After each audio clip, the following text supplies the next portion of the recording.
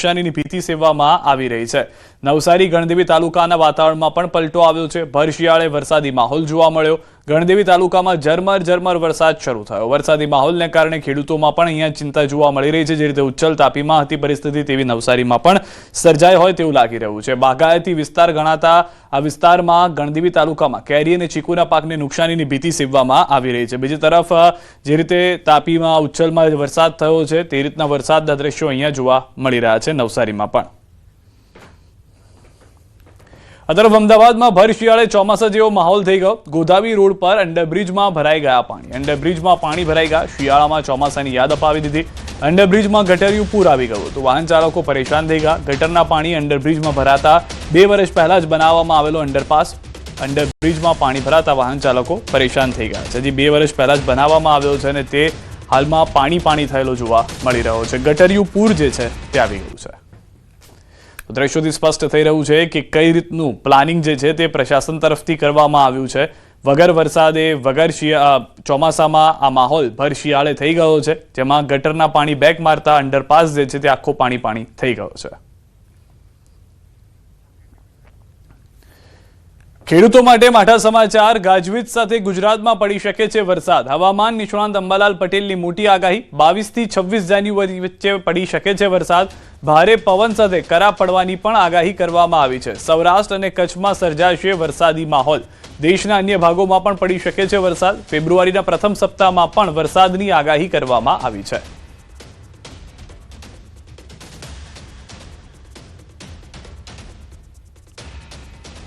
કે તારીખ 22મી જાન્યુઆરીથી 26મી જાન્યુઆરી વચ્ચે એક સિઝનનું પ્રથમ સ્ટ્રોંગ વેસ્ટર્ન ડિસ્ટર્બન્સ આવવાની શક્યતા રહે છે, જેના અસરના કારણે દેશના ઉત્તરીય પર્વતીય પ્રદેશો, પંજાબ, હરિયાણા, રાજસ્થાન અને લગભગ અન્ય ભાગોમાં ગાજવીજ સાથે વરસાદ થવાની શક્યતા રહે છે। કેટલાક ભાગમાં કરા પડવાની શક્યતા રહે છે। તેની અસર છે ઉત્તર ગુજરાતના ભાગો અને ગુજરાતના અન્ય ભાગો, કચ્છના ભાગો અને સૌરાષ્ટ્રના કોઈ ભિન્ન ભાગોમાં થવાની શક્યતા રહે છે। એટલે તારીખ 22 થી 26 કે 28 દરમિયાન હવામાનમાં પલટો આવી શકે। હવે 10 મિનિટમાં ડિલિવરી બંધ। કેન્દ્ર સરકારે બ્લિંકિટ, ઝેપ્ટો અને સ્વિગીના સર્વિસ બંધ કરવા કહ્યું। સરકારે ક્વિક કોમર્સ વેબસાઇટ અને એપને 10 મિનિટમાં ડિલિવરી સર્વિસ બંધ કરવા માટે કહ્યું। આ પગલાંનો ઉદ્દેશ ગીગ કામદારો માટે વધુ સલામતી, સુરક્ષા અને સુધારેલી કાર્યકારી પરિસ્થિતિઓ સુનિશ્ચિત કરવાનો છે। ડિલિવરી પર્સનની માટે સલામતીની ચિંતાઓ વચ્ચે કેન્દ્ર સરકારે ક્વિક કોમર્સ પ્લેટફોર્મને 10 મિનિટ ડિલિવરી સમય મર્યાદાને પડતી મૂકવા કહ્યું છે, જે પગલે બ્લિંકિટ દ્વારા 10 મિનિટ ડિલિવરી સેવા બંધ કરવામાં આવશે। સતત હસ્તક્ષેપોની શ્રેણી પછી કેન્દ્રીય મંત્રી શ્રમ મંત્રી મનસુખ માંડવિયાએ મુખ્ય ડિલિવરી એગ્રીગેટર સાથે ફરજિયાત 10 મિનિટ ડિલિવરી સમય મર્યાદા દૂર કરવા માટે સમજાવ્યા છે। ડિલિવરી સમય મર્યાદા સંબંધિત ચિંતાઓને દૂર કરવા માટે બ્લિંકિટ, ઝેપ્ટો, ઝોમેટો અને સ્વિગી સહિતના અગ્રણી પ્લેટફોર્મ સાથે એક બેઠક યોજાઈ હતી। નિર્દેશ પર કાર્ય કરતા બ્લિંકિટે તેના બ્રાન્ડિંગમાંથી 10 મિનિટ ડિલિવરી વચન દૂર કર્યું અને આગામી દિવસોમાં અન્ય એગ્રીગેટર્સ પણ તેનું પાલન કરે તેવી અપેક્ષા છે।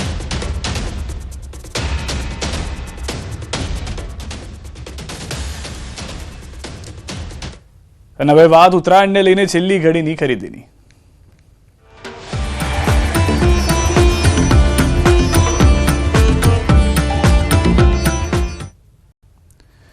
રાજકોટમાં મકર સંક્રાંતિના તહેવારને લઈને અનેરો ઉત્સાહ છે। બજારોમાં વિવિધ વસ્તુઓની ખરીદી માટે લોકોની ભીડ છે। તલપાક, માંડવી પાક, ટોપરા પાક સહિતની સામગ્રી માટે ધસારો જોવા મળી રહ્યો છે। મકર સંક્રાંતિના તહેવાર ઉપર ચીકી આરોગવાનું વિશેષ મહત્વ। અલગ અલગ વસ્તુઓ ખરીદી કરવા બજારમાં લોકોની ભારે ભીડ જે છે તે જોવા મળી રહી છે। રાજકોટના દ્રશ્યો બતાવી રહ્યા છે। હજી જેમ રાત થતી જશે, સાંજનો સમય ખતમ થતો જશે, તેમ લોકોની ભીડ વધુ વધતી જશે, કારણ કે ઉત્તરાયણની પહેલાની આ કતલની રાત જે છે તેમાં લોકો નોકરી ધંધેથી પરત આવ્યા બાદ 2 દિવસનો જે જશ્ન મનાવવાનો છે તેના જશ્નમાં સામેલ થતા જોવા મળશે। વધુ માહિતી ન્યૂઝ 18 સંવાદદાતા હાર્દિક પાસેથી મેળવીશું। રાજકોટથી અમારી સાથે સીધા લાઈવ જોડાઈ ગયા છે।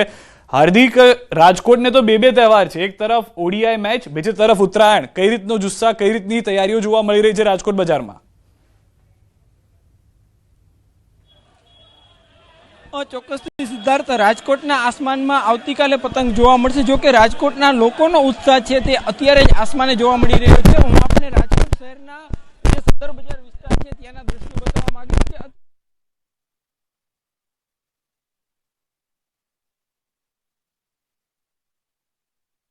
પ્રકારના દ્રશ્યો છે, જ્યાં નજર પડશે ત્યાં લોકો જોવા મળશે, લોકોના ચહેરા ઉપર એક ઉત્સાહ જોવા મળશે. ત્યારે હાલ આપણી સાથે અહીંયા જે વેપારી છે આપણે એમની સાથે પણ વાત કરવાનો પ્રયાસ કરીશું. રાજકોટના લોકો છે આપણે એમની સાથે પણ હાર્દિક પાસે પરત જઈએ, હાર્દિક પાસેથી વધુ માહિતી મેળવીશું. પરંતુ હાલમાં જે દ્રશ્યો પણ આપ જોઈ રહ્યા છો, જે તૈયારીઓ છે તે જોવા મળી રહી છે, પતંગ રસિયાઓ સાથે હાર્દિક વાત કરી રહ્યા છે, તેમની પાસે પરત જઈએ.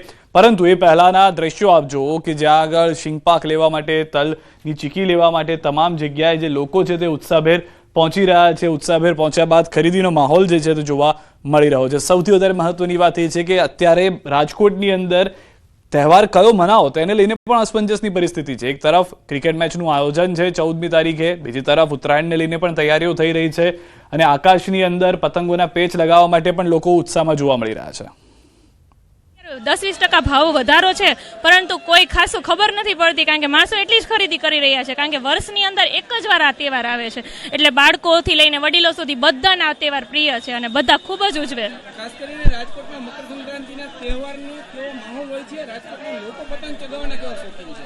રાજકોટના લોકો તો એમ કહો ને કે નાના તહેવારથી લઈને મોટા તહેવાર સુધી બધા તહેવાર એટલા વ્યવસ્થિત રીતે અને એટલા બધા મકર સંક્રાંતિમાં તો એવું છે કે મકર સંક્રાંતિ એવો તહેવાર છે કે નાના બાળકોથી લઈને મોટાને બધાને પ્રિય હોય, એટલે પતંગોની વેરાયટી જ જોઈને બધા ખુશ થઈ જાય છે કે આ વખતે ઘણી બધી નવી વેરાયટી આવી છે. એમાંય આપણા મોદીજી રાજકોટમાં આવ્યા હતા, એને લીધે ઓપરેશન સિંદૂર છે, પછી લાલો મૂવી બ્લોકબસ્ટર થયું હતું એની પતંગ આવેલી છે.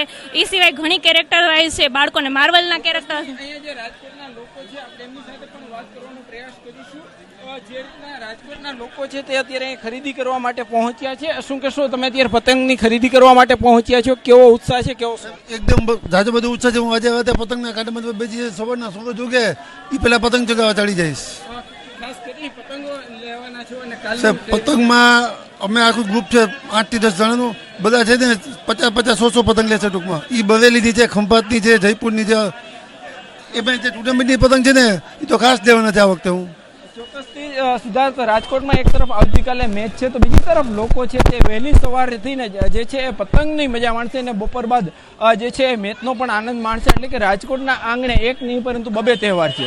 જી સિદ્ધાર્થ. જી આભાર સમગ્ર માહિતી બદલ. તો હાલમાં રાજકોટમાં જે માહોલ જોવા મળી રહ્યો છે તેવો જ માહોલ અમદાવાદની પતંગ બજારમાં પણ જોવા મળી રહ્યો છે. ભીડ જામી ગઈ છે. રાયપુર બજારમાં પતંગ ખરીદવા માટે લોકો ઉમટી પડ્યા છે. અમદાવાદથી ન્યૂઝ 18 સંવાદદાતા ઋત્વિજ પણ અમારી સાથે જોડાઈ ગયા છે. જે રીતના રાજકોટની અંદર લોકો પતંગની ખરીદી કરવા માટે, માંજાની ખરીદી કરવા માટે પહોંચી રહ્યા છે, તલની ચીકી, શીંગની ચીકીઓ લેવા માટે પડાપડી કરી રહ્યા છે, તે રીતે અમદાવાદમાં શું માહોલ છે ન્યૂઝ 18 સંવાદદાતા ઋત્વિજ અમારી સાથે જોડાઈ ગયા છે. ઋત્વિજ, જે રીતની પરિસ્થિતિ જેમ જેમ રાત થશે તેમ તેમ વધુ જોવા મળશે, કેમ કે લોકો આવશે ખરીદી કરવા માટે, અત્યારના શું માહોલ છે માર્કેટની અંદર?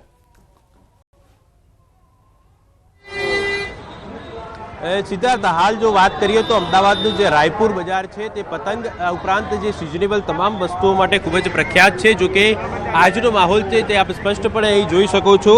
લોકોની ભીડ છે તે જોવા મળી રહી છે, કારણ કે લોકો અહીં પતંગ અને જે ફિરકીની ખરીદી કરવા માટે ઉમટી પડ્યા છે.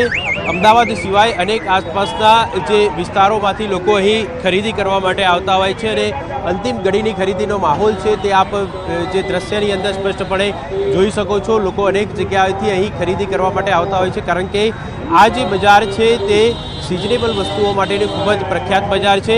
કેટલાક લોકો આપણી સાથે છે, તેમની સાથે વાત કરીશું. શું કહેશો, કયા પ્રકારનો માહોલ જોવા મળી રહ્યો છે? આવા પ્રકારનો માહોલ ખૂબ જ મજા આવે અને આ 2 દિવસ જે માહોલ લે છે એમાં ખરેખર લોકોને એક આનંદ આવે છે ખરીદી કરવામાં, અને દરેક તહેવારમાં આવી રીતના માહોલ બને એટલે લોકોને મજા આવે છે. તમે દર વર્ષે અહીંયા આવો છો, ગયા વર્ષ કરતાં કયા પ્રકારનો માહોલ છે? લાસ્ટ યર અમે રાત્રે આવ્યા હતા, એ વખતે સખત ભીડ હતી. અત્યારે લોકોનો આનંદ એટલો જ છે કે બધા બહારથી, આઉટ ઓફ કન્ટ્રીથી, આઉટ ઓફ ગુજરાતથી બધા અહીંયા આવે છે. આજે બધા પતંગ લેવા આવશે અને પછી કાલે બધા મજા કરશે. પતંગ મોંઘવારીની કોઈ અસર જોવા મળે? કોઈ અસર નથી જોવા મળતી. બધાને ચાલે છે એટલે સારું છે, બધા કરે છે, એન્જોય કરવા આવે છે તો કરે છે. શું કહેશો, પતંગ દોરાની ખરીદી કરી? પતંગ દોરાની દર વર્ષની જેમ ઉત્તરાયણ તો સેલિબ્રેટ જોરદાર કરવાની જ હોય, અને પતંગ દોરીનો માહોલ બહુ જોરદાર જામ્યો છે. દર વર્ષે જેમ જેમ માહોલ વધે એમ એમ ભાવ પણ વધતા જાય છે, પણ બહુ મજા આવે છે. ભાવની કોઈ અસર જોવા મળી છે ગયા વર્ષ કરતાં? ભાવની અસર તો જે અમદાવાદીઓને, ઉત્તરાયણના ગુજરાતીઓને જે ઉમંગને ઉત્સાહ હોય છે ઉત્તરાયણ સેલિબ્રેટ કરવાનો, એમાં ભાવનું કંઈ લેવા દેવા જ નથી. તો ખાસ કરીને કોઈ પણ ભાવ હોય, મોંઘવારી ગમે તેટલી હોય, પણ ઉત્તરાયણ તો મનાવવાની જ. અને તે આ દ્રશ્ય પરથી જ આપ જોઈ શકો છો કયા પ્રકારનો માહોલ અહીં જોવા મળી રહ્યો છે. અમદાવાદીઓ જે ઉત્સાહ છે તે અહીં જોઈ શકાય છે, કારણ કે અનેક લોકો છે તે અહીં પતંગ અને દોરાની ખરીદી કરી રહ્યા છે. મોંઘવારીની તેઓને કોઈ જ અસર થતી નથી. બાળકો સાથે, પરિવાર સાથે લોકો અહીં ખરીદી કરવા માટે આવતા હોય છે, કારણ કે ઉત્તરાયણ 2 દિવસ માટેનો એવો તહેવાર હોય છે કે લોકો ખાસ કરીને નોકરી ધંધામાં પણ રજા મૂકીને અહીં ખરીદી કરતા હોય છે. અન્ય કેટલાક ગ્રાહકો આપણી સાથે છે, તેમની સાથે વાત કરીશું. શું કહેશો, આપ પરિવાર સાથે આવ્યા છો અહીંયા આગળ, કયા પ્રકારનો માહોલ જોવા?